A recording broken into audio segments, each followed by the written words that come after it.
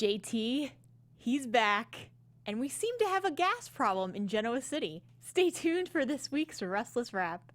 You're tuned in to AfterBuzz TV, the ESPN of TV talk. Now, let the buzz begin. Hey everybody, I'm Rachel Goodman. For almost a year, we've been waiting for the return of JT. We didn't know, is he dead? Is he alive? Where is he? Question mark, question mark, question mark.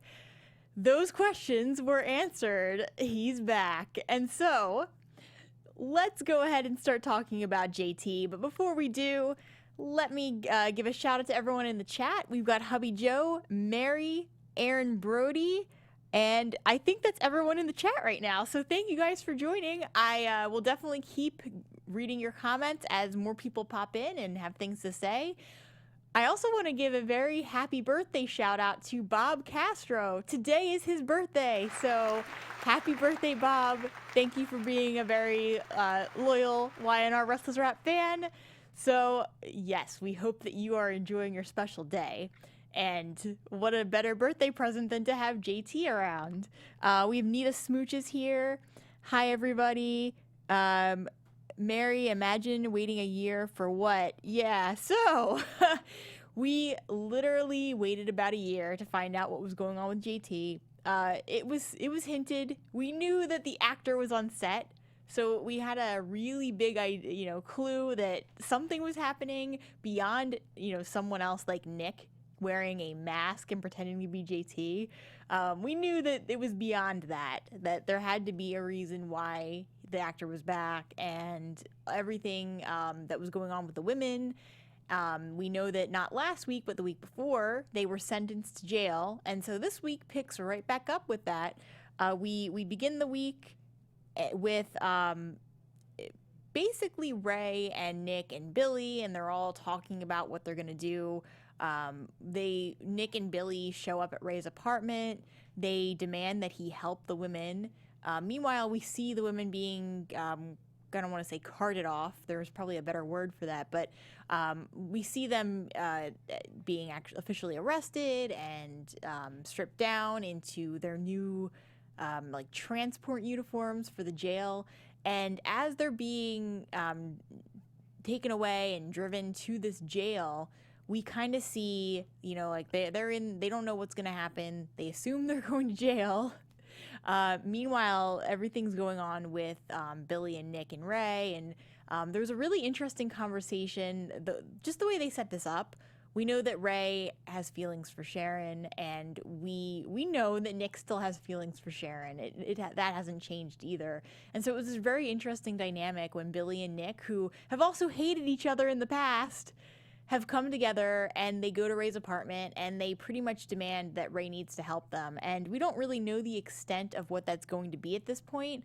I sort of, at this point in the week anyway, I sort of assumed that by help, they meant that they wanted Ray to help them find JT because they knew that he wasn't actually dead. I thought that is what they meant, but it actually turned out to be more than that.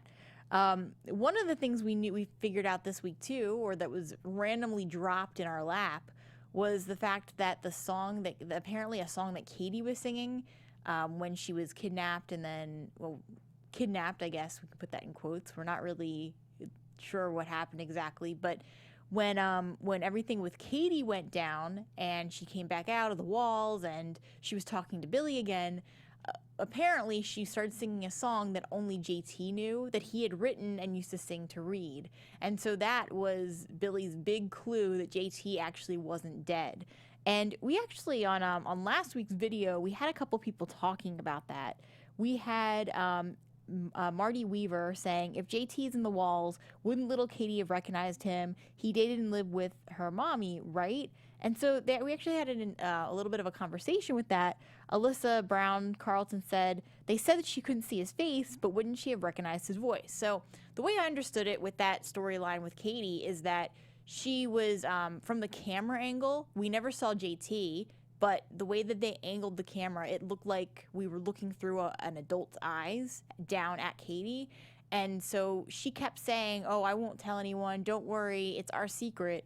So I got from that she did see JT, or at the time, we didn't know it was JT. So I gathered that whoever it was, she wasn't supposed to tell anyone their identity. And so, yeah, I think she definitely saw JT. I think she was hanging around him.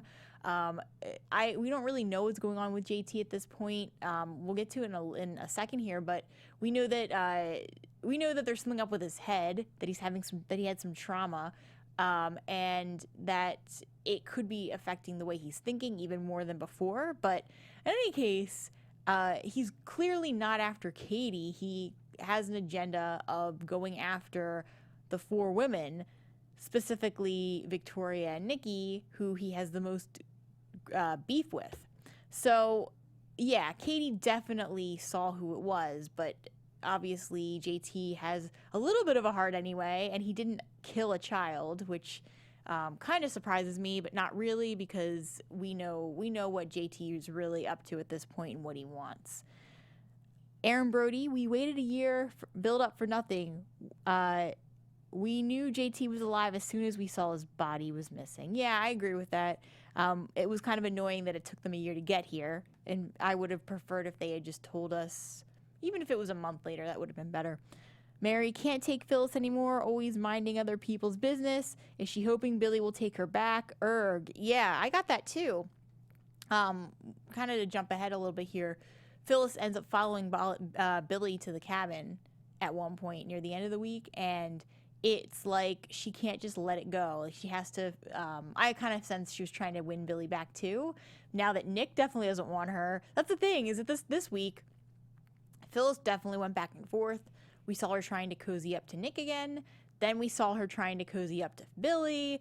I don't get her at all. And I'm not a huge Phyllis fan. She has her moments, don't get me wrong. I really enjoyed when she became the CEO of Jabot.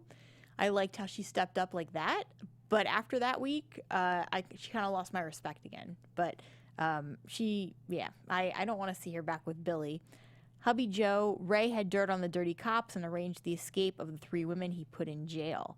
Yeah, that was a surprise. So that's the next part, is that Nick and Billy, we don't really know. We assume that they were just there. They were at Ray's apartment just to get him to help them find JT.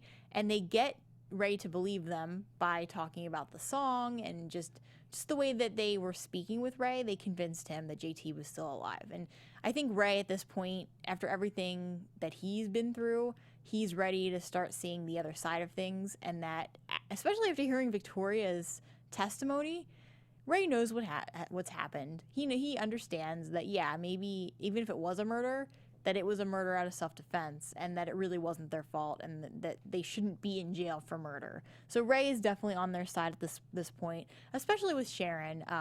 He has been, up to this point, Ray has really been all about the law and all about being a law-abiding citizen. Now we kind of see him taking the law into his own hands, and we quickly see him changing. What we end up finding out is that, so the women are on their way to the jail, and suddenly everything stops, and they're in the middle of nowhere.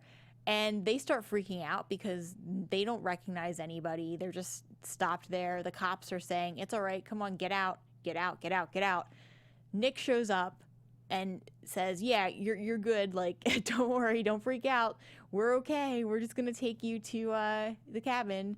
And that's when we find out that Ray's the one who arranged it, that he had dirt on some cops, and so they had to basically make the exchange with him so that he wouldn't, I guess, rat them out for whatever they had done.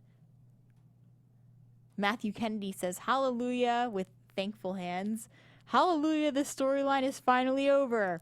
I totally don't care where he's been or what happened to him. Yes, JT storyline. Over. Yes. Oh, I agree with you. Aaron Brody, I can't wait until Victoria gets her revenge on Phyllis. Aaron Brody says again, Ray is a stupid cop. I can't wait until Paul comes back to fire him. Yeah, Paul is coming back. We saw it in the preview. So yay, Paul, thank you. Except he's not the greatest anyway at solving cases, but I'm excited for Paul to come back. Eldon M. Brown, I loved this Genius City murderous storyline. Todd Beaton, I'm so sick of Ray. He needs to get off of his high horse. Yeah, I agree, but I think he's finally starting to come down a little bit with that. Okay, and so let's just continue here. So the women end up back at the cabin.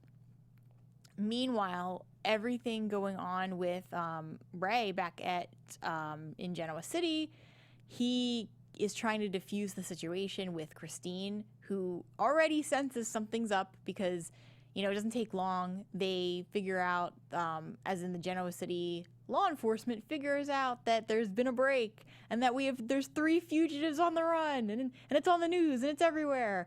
And Ray has to kind of convince Christine he had nothing to do with it, which doesn't seem to be going so well for him. But the women are safe for now in the cabin. No one knows where they are. Nick and Billy return to Genoa City to kind of go through part 2 of the plans, which seemed kind of stupid to me. The idea is that they were supposed to set up the women as bait and trick, like, they found this microphone that JT had in Victoria's house, and they were speaking into it like really loudly and really obviously and saying, oh yeah, well, this is what we're going to do. And they talk about how they're going to try to flee the country again, and they're going to go to the air base and leave from there. And that's kind of where they were going to meet JT, presumably, is there because they assumed he was going to go there. And guess what really happened? JT, first of all, Nick and Billy, the way that they were speaking into this microphone was just a dead giveaway. If I was JT and I heard this, I would realize that they were, you know, BSing me and that it was a ploy. That's number one. Number two, as soon as they were away from the microphones, they went into another room and they started whispering about what they were really going to do and that it had been a ploy and that it had been this huge like trick. But they were whispering so loudly that mic in the other room was sure to pick up what they were talking about. So, yeah, exactly. It was one major fail. Like people, come on.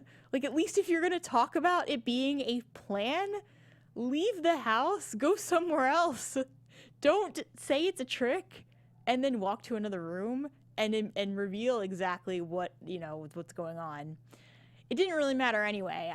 There's no evidence to show that JT even heard any of this because, as we find out, he is actually at the cabin because JT, who seems to be one of the smarter people in Genoa City, didn't have to listen to a microphone. All he did was follow the car because he wanted to make sure that the women were going to end up in jail.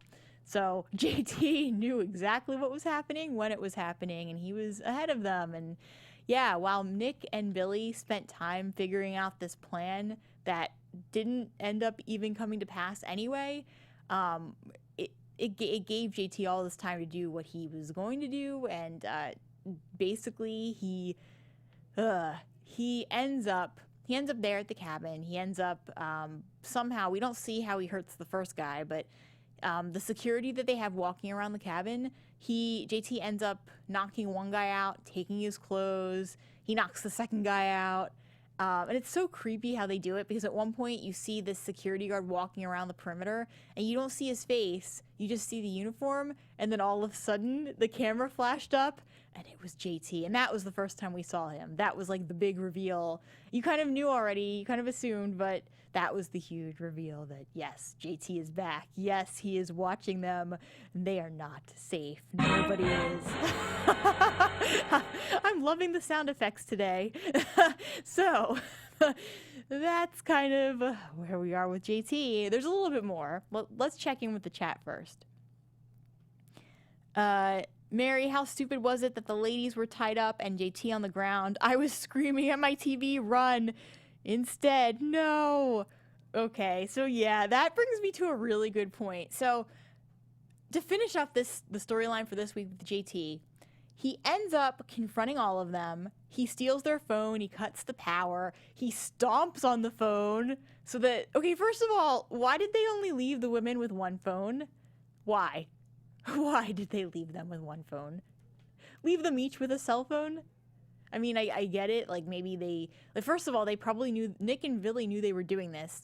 They could have brought cell phones. They could have easily gone to AT&T or any other cell provider, gotten like those dummy phones that don't actually have a plan. They could have gotten 3 of them, associated it with their names, not Victoria, not Nikki, not Sharon, and given them 3 phones so that they each had one, so that if something happened, if one of the phones died, they'd have a backup. But they didn't do it that way. So yeah, the phone, JT gets it, he smashes it, and they don't have a phone or any way of calling for help. Yeah.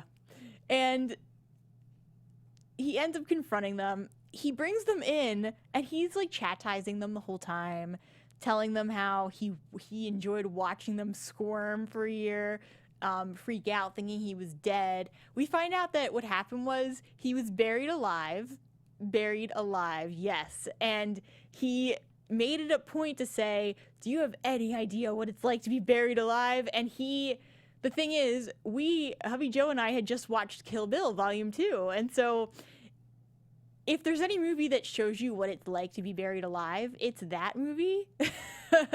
Little, tidbit there. And so, or hashtag Texas burial.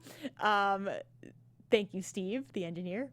And, yeah, so if there's any movie that shows you what it's like to be buried alive, it's that movie. And no, it does not seem fun. But what it sounds like happened to JT is that he was buried alive. He says that the way that he put it was that they hit his body so hard with the dirt that it knocked one of the pipes open, and somehow everything just kind of leaked into the waterway. I don't know how this would happen. I didn't even realize there was water beneath, a huge amount of water anyway. I just thought it was like a piping system that kind of led out of the park and maybe into a stream of water somewhere. No, apparently the water is running beneath the park somehow, and JT ended up in the water. He just made it a point, like, to really drive that home, and he said he basically tells them that he woke up in the water, and he has some kind of weird head injury. He was crazy before, but now as he was like talking to them, he just kept holding his head. So clearly something happened. Clearly permanent brain damage of some sort. But as he's talking, his head just keeps hurting. And it was interesting. I don't know how legitimate that head injury is, especially a year later, but it was interesting the way that JT played it off, if it maybe is in fact just him exaggerating. Matthew Kennedy, why was Victor not involved in helping the ladies? That was another point that I had. Victor didn't know anything about it. I don't really understand why Nick and Billy, or one of them, wouldn't have gotten Victor involved. And the first thing Victor said was, like, when Nick and Billy told him what they were doing, when Victor found out, he was like, okay, we need to go to the cabin now. Okay, so Victor was the only person to realize that, maybe something wasn't so right about this plan. Mary, did anyone notice Phyllis took JT's gun? I did not notice that. That's really interesting. Kenneth Clark, hi everybody. I'm surprised Amelia didn't get an Emmy nomination. They were amazing in the storyline. Hubby Joe, JT was flushed through a pipe due to the weight of the dirt.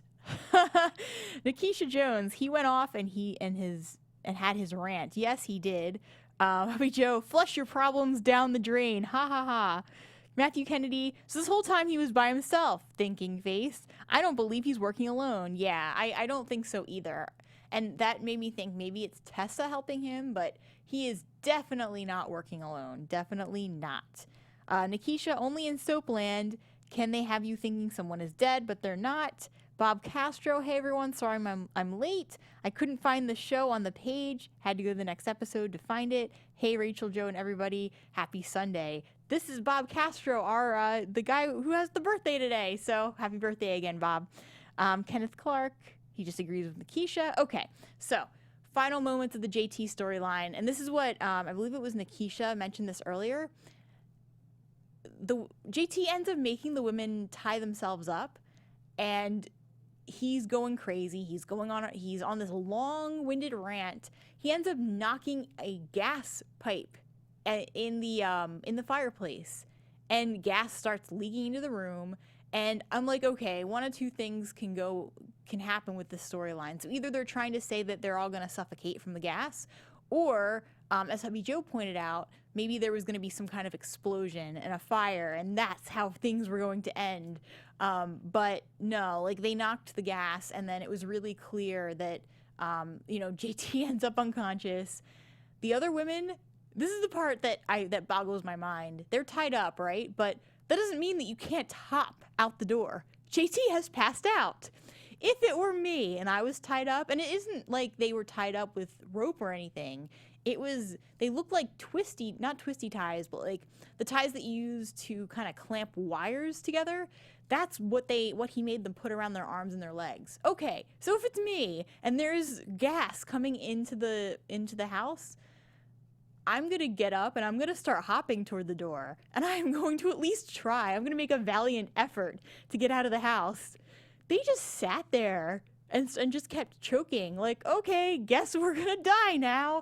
But no, I didn't get that at all. I thought that they should have tried. I mean, JT, he was out for the count. So there was no reason why they couldn't have gotten up, hopped to the door, leaned on the handle to get out of there. The door was right there. It wouldn't have been too much for them to handle. But no, this week they just sat there, and that's where we ended off, was with them, with the gas coming into the house, Phyllis with Billy at the cabin, and potentially Victor and Nick showing up at the cabin too. We don't know yet. We're going to have to see what happens with that. Hopefully there's some hopping that happens so that no one dies, at least not them. And I'm sure that is not the end of JT. There's going to be more with him than him just dying from a gas leak. So before we get to our next topic, I just wanted to say thank you all again for always tuning in to Restless Wrap. We want to say thank you for all the fans and everyone who supports us, and for making us the ESPN of TV talk. For us to continue to grow, we definitely could use your help. If you could go ahead and subscribe to our YouTube channel, we have a ton of different TV genres. We have a movie, we have TV sci-fi, drama, any TV show that you could possibly like, AfterBuzz is covering. So if you go ahead and subscribe and follow us, it definitely helps us out and will help us keep covering all the shows that you love, including The Young and the Restless. So let us know in the comments that you did, and I'll definitely give you a shout out, or let me know in the chat if you're listening live right now. And yeah, I will give you a shout out. And for now, thank you for being part of AfterBuzz TV. It's meant so much to us, and it gives me a place to always come back and talk about the crazy people. Well, I don't want to say that. That's kind of mean. The people of Genoa City. Thank you all for supporting us. And now is a good time to announce that we're going to do some call-ins. So if you would like to call in and you're listening live, so it's about 5:30 p.m. Pacific Standard Time on March 24th. If you would like to call in, the number is 424-354-8302. Again, if you were listening live right now, the number is 424-354-8302.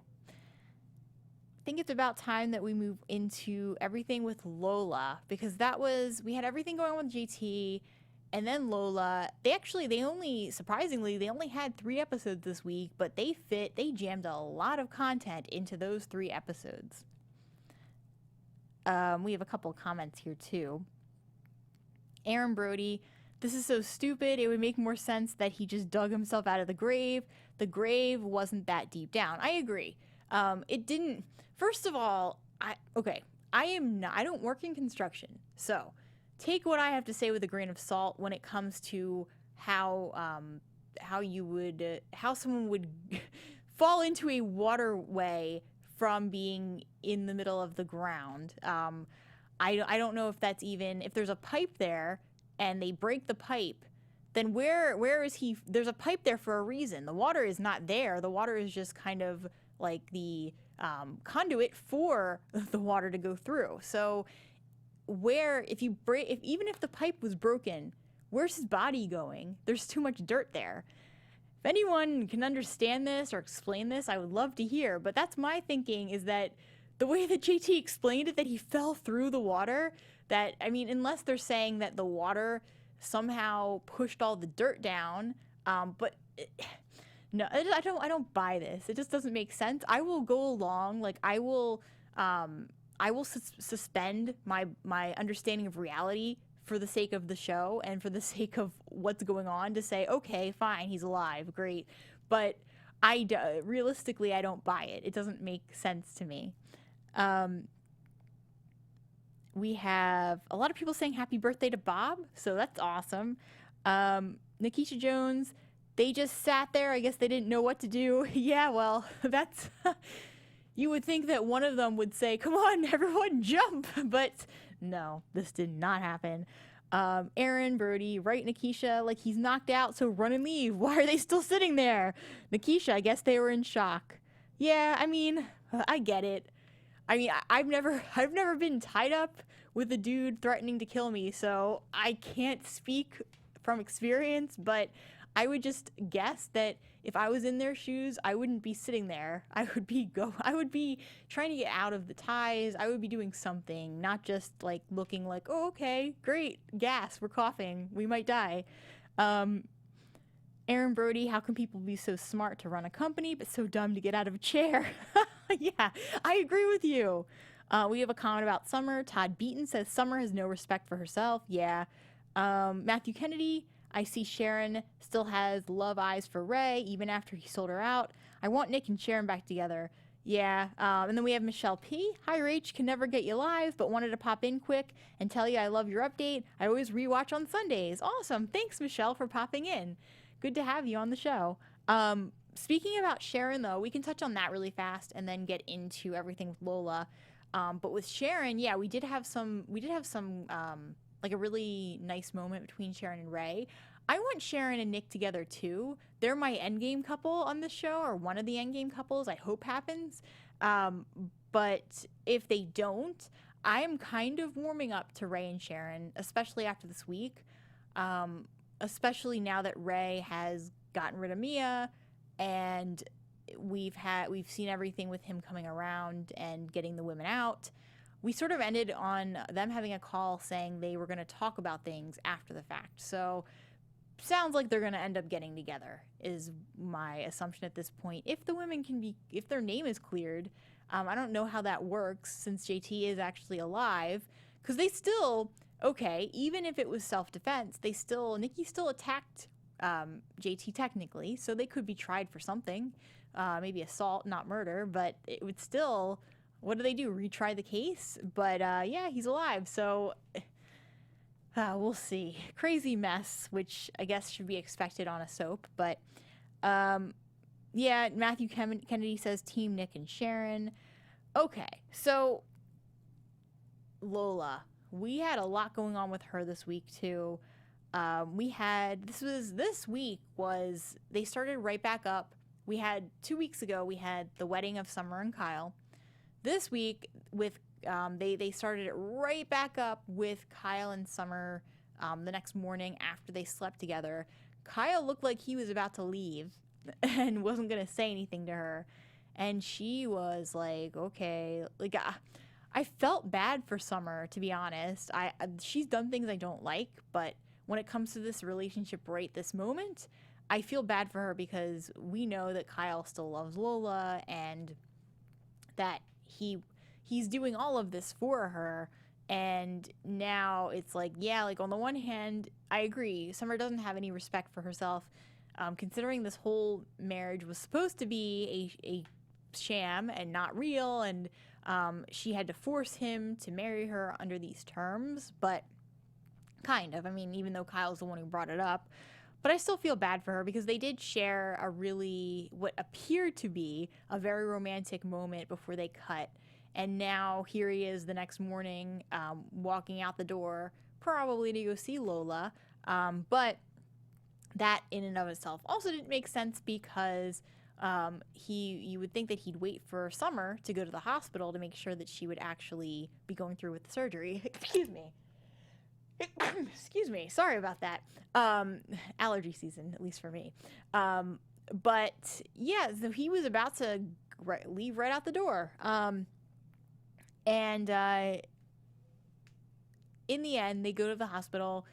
Summer ends up going through the surgery, but before she does, Kyle and Summer shared this really nice moment, I thought, with her acting, I don't want to say acting, but with her feeling very scared that she was going to wake up and Kyle would not be there for her, and that he'd be back with Lola, and that because they didn't have a written contract, Kyle really could do whatever he wanted, regardless of the surgery. He could just show up and go back with Lola and get a divorce, and that would be that, and his life would go on.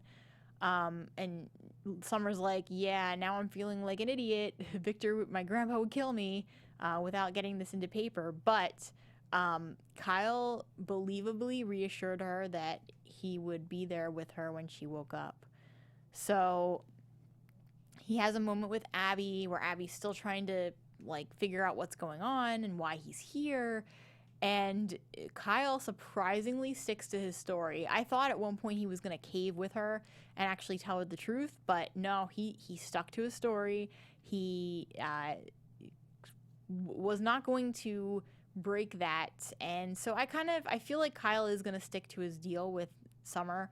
I don't think that, I think that he does deep down really truly love her anyway. Clearly he had feelings for Lola. Clearly they were deep feelings, and she was unlike anyone he'd ever been with, but I just think that him and Lola had so many problems that Lola kind of created, and that Summer really is more like Kyle in a lot of ways, and that their relationship could be better for each other in the long run, just because they're more similar and they have a deeper history, and they have the same kind of ambitions. Not that Lola is not ambitious, because she is. She has her own business. She's pushing to be a chef. She is a chef. So no, Lola has ambitions. They're ambitions in a different kind of way than the way that Summer and Kyle work. And I could see Summer and Kyle being this power couple, whereas Kyle and Lola, I don't feel like they're on the same wavelength. Novelty expressions. Summer has been through a lot. I get why she's acting like she is now. Yeah, and that's the thing, is that I did not watch when Summer was first on. So she had been gone by that point. When she came back, one of the first things she was saying to Phyllis was that she had been through a lot. She went through issues in her marriage. She went through issues with a married guy. It seemed like she has been through so much, and that's why she's acting this way. But with Kyle, he is this guy who clearly loved her for a very long time, and I just feel like with him, she would start to heal from everything she's been through. Novelty expressions. He truly loves Summer. Lola annoys the hell out of me. He can't even buy her a damn coffee without a lecture on money. Yeah, exactly. And the thing is, okay, I always think back to that purse situation where he bought her, I think it was a $3,000 purse for Christmas. And Lola, not only, okay, it's one thing for her to feel uncomfortable with that. I get it. But she broke up with him over it. And I was like, okay, that doesn't make sense. If she didn't like the fact that he spent that much money on her, he could have given the purse back to him and said, hey, I really appreciate it, but I don't feel comfortable taking this. And then let it go. And then if he was still buying her crazy expensive things, then, okay, maybe I kind of get the point. But, he didn't know. He bought her a purse. So what? Big deal. That's, not the reaction she should have had to break it off with him. Aaron, I'll never like Summer. Okay, and yeah, I get that too, because she does have her moments. Todd Beaton, Kyle walked out for Lola to Lola's room and cried. Yeah. Matthew Kennedy, Summer's like her mama. Yeah, I could see that too. And then Matthew has another comment. Summer ain't no good. Her grandmother and Annie are on trial for murder. She still wants to have a wedding. Selfish. Well, yeah, that is very true, considering... you know what, though? I take that. I think the only reason why Summer wanted to do it so fast was because they had to do the liver transplant super fast. And so Summer's thinking, all right, well, if I don't marry Kyle now, I could do the surgery first. And then I wake up and he's like, okay, goodbye. I don't want to be with you. Whereas if they're married first, it's a little harder to break it off with someone a little tiny bit. So I think that was her reasoning for why she pushed the wedding so fast, because it just happened to be, okay, well, right now you need to do this liver transplant, or it's going to defeat the whole purpose because Lola will be dead. So that's, I think, what her thinking was. I think that what Summer should have done, like what she mentioned about her grandfather, is gotten the contract written up, because then it wouldn't have mattered when she got married. If they had something signed, then she could have said, okay, well, here's the deal. I get the liver transplant. You marry me. Period. And then they could set, like, you marry me within a year or something like that. You marry me within 6 months. So that way they could have done it at a time that wasn't as complicated as everything going on right now with the trial and JT's murder and JT not being murdered. But I think that everything was so rushed. So I'm not trying to defend Summer, but I just think that was the line of thinking there with that. Aaron Brody, I skipped over everything with Lola and Kyle and Summer. Capital BORING, boring. I enjoy that stuff, but I get that too. I get it. Okay, so it ends up where Summer and Lola, they go in for the surgery. No one knows Summer's there. She walked in with like this really weird getup and like huge sunglasses. You could still tell it was her, but it was just really funny because she was obviously trying to be incognito, but it was a failure. They end up getting the surgery. Lola is fine. Lola, I don't think we see her wake up, but Nate comes out and says Lola's fine. He takes Kyle away separately and tells him that there was some kind of complication with Summer. And that's the last that we see of that. We don't know what the complication was. We don't know how bad it is.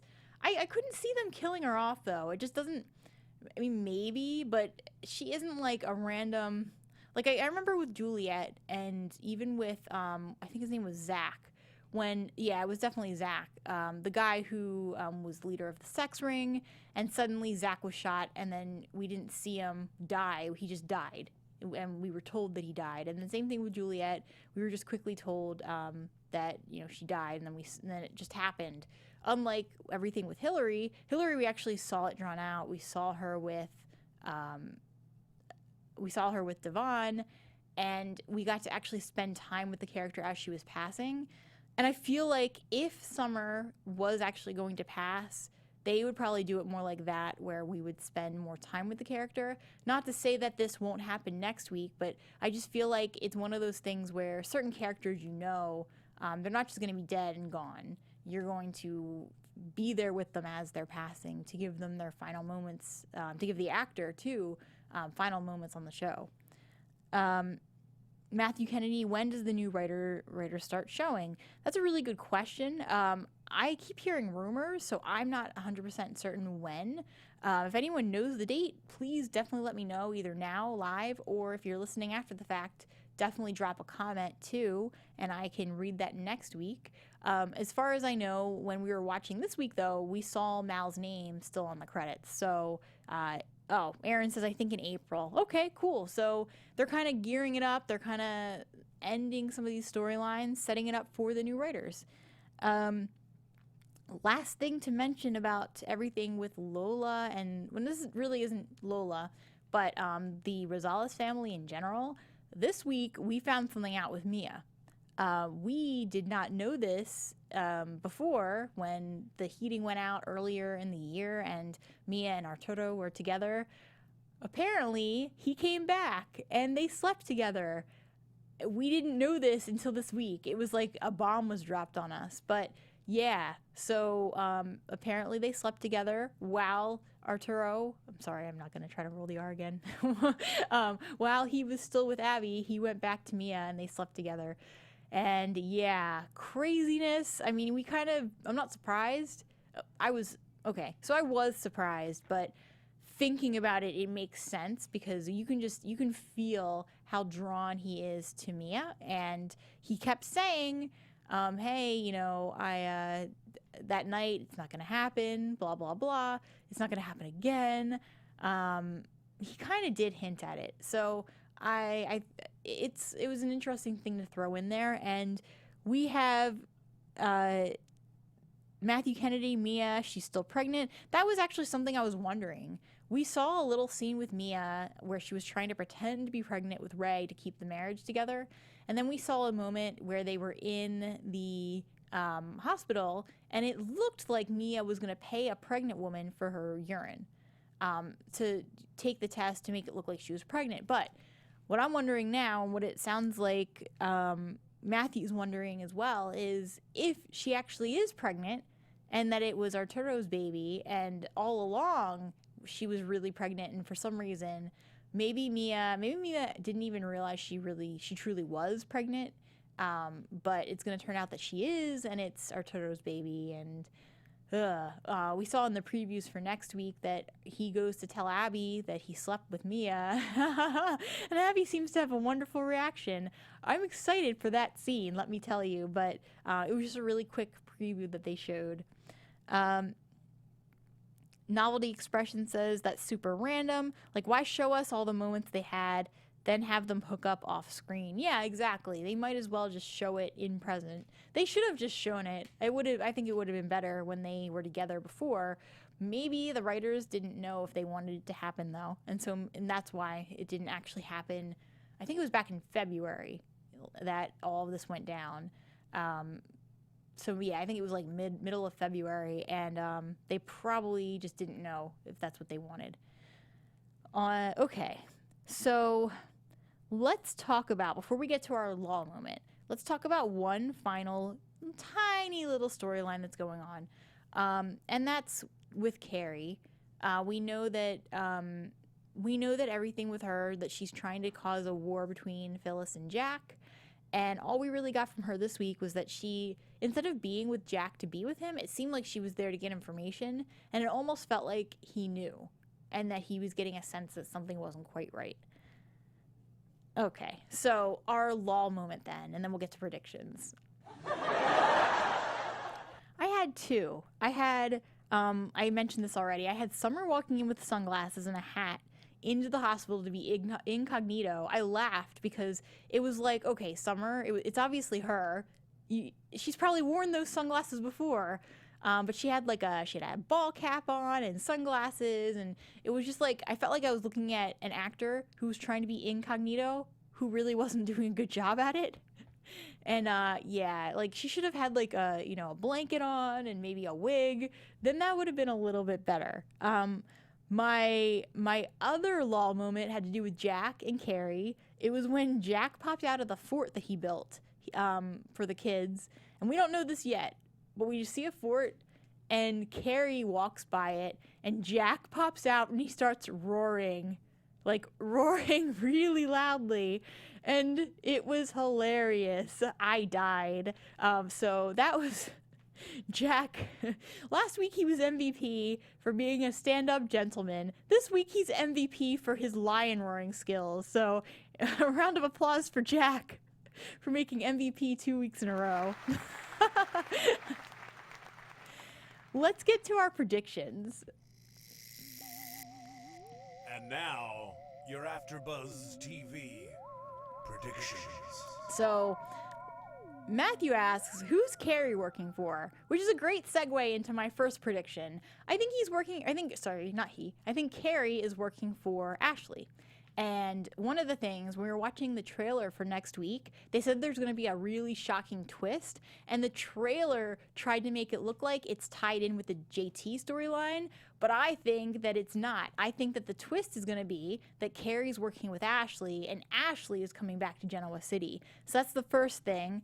Todd Beaton, yes, thank you. Carrie's working with Ashley. Ashley is coming back next for 2 episodes. Then Carrie is leaving. Yeah, I don't know when Carrie's leaving, but that's exactly what I think, is that Ashley's coming back, And the whole thing is that she was mad because she went away and probably obviously saw that Phyllis became CEO and like, you know, what's going on? Like, I should have been CEO.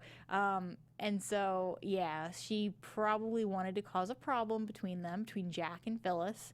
And hubby Joe, Team Jack, with lots of exclamation points. Matthew Kennedy, oh, that's nice, love it. And yeah, so that's my first prediction. With JT, my prediction there is I think he is going to die, like for real, but I think he's going to die once Christine gets involved. So I think that the Genoa City police force is actually going to show up, and JT's going to get caught up in the altercation, and that someone is going to shoot him in this grand finale of the JT situation, is what I'm going to call it, TM. Someone's going to shoot him then and there, and so it clears the women, number one, but number two, he gets shot during this confrontation, and so no one goes to jail for his death because it's, you know, they'll rule it as he got shot while the cops were trying to protect someone or something like that. So that's what I think is going to happen with him. So we have JT, we have the Carrie thing predicted. The final thing I'll say is about Lola. I think Summer's going to be okay. I think Lola's going to be okay.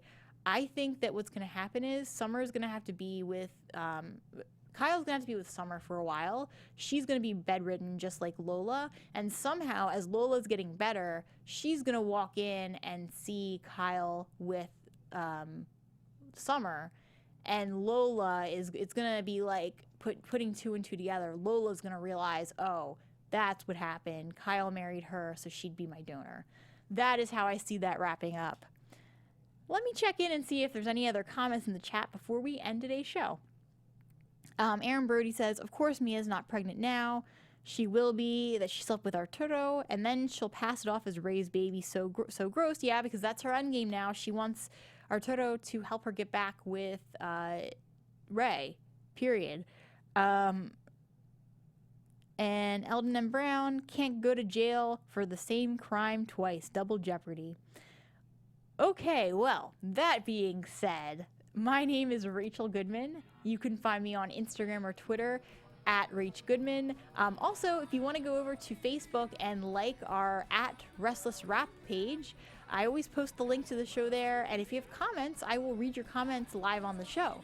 So until next week, I hope you all have a wonderful week. I'm excited for next week's shows. I really want to see if our predictions are true.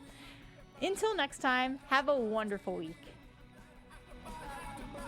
Our founder, Kevin Undergaro, and me, Maria Menounos, would like to thank you for tuning in to AfterBuzz TV. Remember, we're not just the first, we're the biggest in the world, and we're the only destination for all your favorite TV shows. Whatever you crave, we've got it. So go to AfterBuzzTV.com and check out our lineup. Buzz you later. The views expressed herein are those of the hosts only and do not necessarily reflect the views of AfterBuzz TV or its owners or principals.